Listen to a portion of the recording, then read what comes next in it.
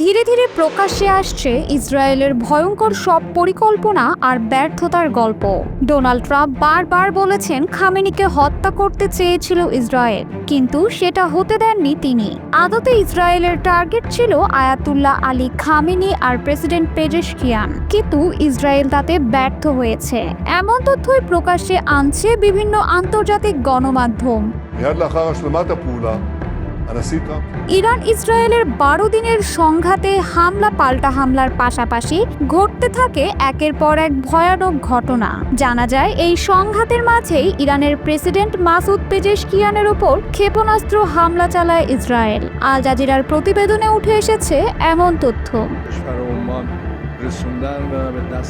আল জাজিরার ওই প্রতিবেদনে বলা হয়, ইসরায়েলের সেই হামলায় প্রাণে বেঁচে গেলেও প্রেসিডেন্টের পায়ে আঘাত লাগে। ইরানের দাবি এটি ছিল একটি পরিকল্পিত হত্যা চেষ্টা। উদ্দেশ্য ছিল ইরানের সরকার ব্যবস্থার শীর্ষ নেতাদের নিশ্চিহ্ন করে গোটা রাষ্ট্র কাঠামোকে ধ্বংস করে দেওয়া। বান্ডেল থাকলে প্রতি সেনমানিতে টাকা বাঁচবে। বিকাশ সেনমানি বান্ডেল কিনে জিতুন প্রতি লেনদেনে। হামলার ঘটনাটি ঘটে 15 জুন। ওই দিন রাজধানী তেহরানের সুপ্রিম ন্যাশনাল সিকিউরিটি কাউন্সিলের একটি গুরুত্বপূর্ণ বৈঠকে অংশ নিচ্ছিলেন প্রেসিডেন্ট পেজেশকিয়ান।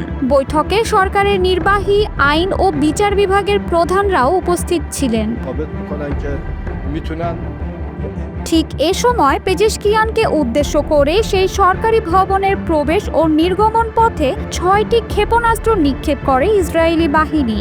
লক্ষ্য ছিল ভবন থেকে কেউ যেন বের হতে না পারে।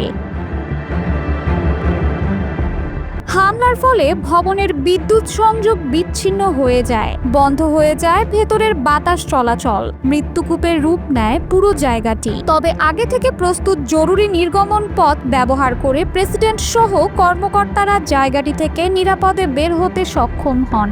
এ সময় পেজেশকিয়ানের পায়ে সামান্য আঘাত লাগে।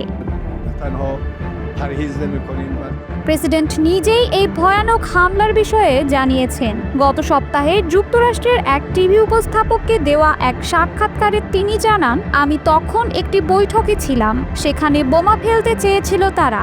এটা ছিল ইসরায়েলের কাজ, যুক্তরাষ্ট্রের নয়। ফার্স নিউজের প্রতিবেদনে বলা হয়, হামলার সময় শত্রুপক্ষের কাছে থাকা গোয়েন্দা তথ্য এতটাই নির্ভুল ছিল যে এখন ইরানের অভ্যন্তরে ইসরায়েলি গুপ্তচর থাকা নিয়ে তদন্ত শুরু হয়েছে। নাম প্রকাশ না করার শর্তে ইরানি এক শীর্ষ সরকারি কর্মকর্তা জানান, এই হামলার পেছনে লক্ষ্য ছিল ইরানের নির্বাহী, আইন ও বিচার বিভাগের প্রধানদের একসঙ্গে হত্যা করে সরকার ব্যবস্থাকে ভেঙে ফেলা। এ হামলার মাত্র 1 মাস আগেই ইসরায়েলি বিমান হামলায় নিহত হন ইরানের একাধিক সামরিক কমান্ডার ও পরমাণু বিজ্ঞানী। 13 জুন শুরু হয়ে 12 দিন ধরে চলা এই সংঘাতে ইরানের নিহত হন অন্তত 1060 জন। জবাবে ইসরায়েলের বিভিন্ন সামরিক স্থাপনায় ক্ষেপণাস্ত্র ও ড্রোন হামলা চালায় ইরান। এতে 28 জন ইসরায়েলি নিহত হন। এ ঘটনায় দুই দেশের মধ্যে উত্তেজনার পারদ যেমন চূড়ায় উঠেছে, তেমনি অভ্যন্তরীণ নিরাপত্তা ও গোয়েন্দা কাঠামোর ওপর নতুন করে নজর দিচ্ছে ইরান। ইরান স্পষ্ট করে দিয়েছে, এই হামলার জবাব ইসরায়েলকে দিতেই হবে।